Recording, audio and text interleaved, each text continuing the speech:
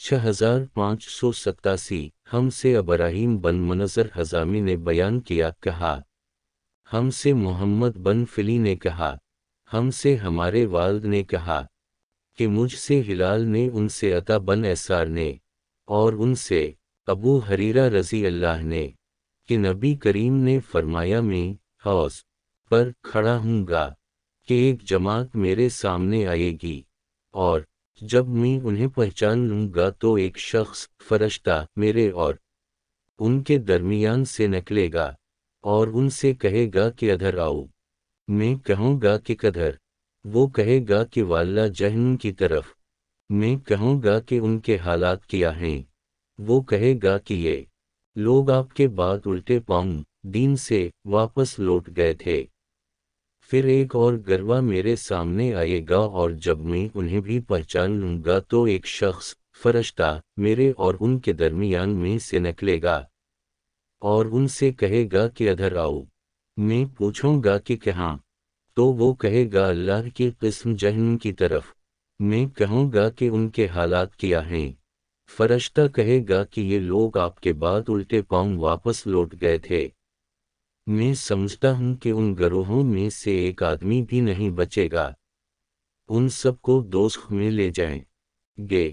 1593 ہم سے سعید بن ابی مریم نے بیان کیا، ان سے نافع بن عمر نے کہا کہ مجھ سے ابن ابی ملیکہ نے بیان کیا، ان سے اسماء بنت ابی بکر رضی اللہ نے بیان کیا کہ نبی کریم نے فرمایا میں حوض پر موجود رہوں گا اور دیکھوں گا کہ تم میں سے کون میرے پاس آتا ہے۔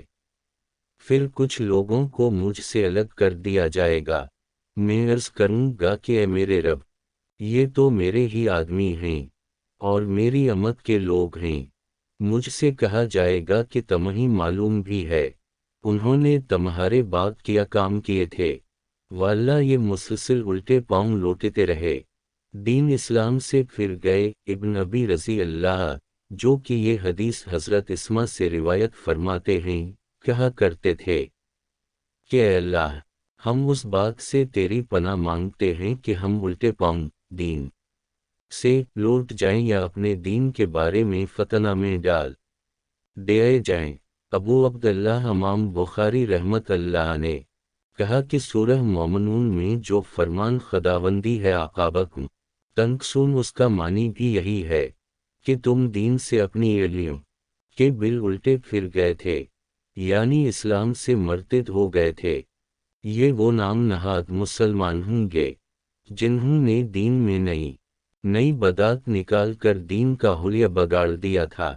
مجالس مولود، مروجہ نتیجہ، فانحہ قبر پرستی اور عرض کرنے والے، تعزیہ پرستی کرنے والے، اولیاء اللہ کے مزارات کو مساجد بنانے والے، مکار قسم کے پیر، فقیر مرشد و امام، یہ سارے لوگ اس حدیث کے مصداق ہیں۔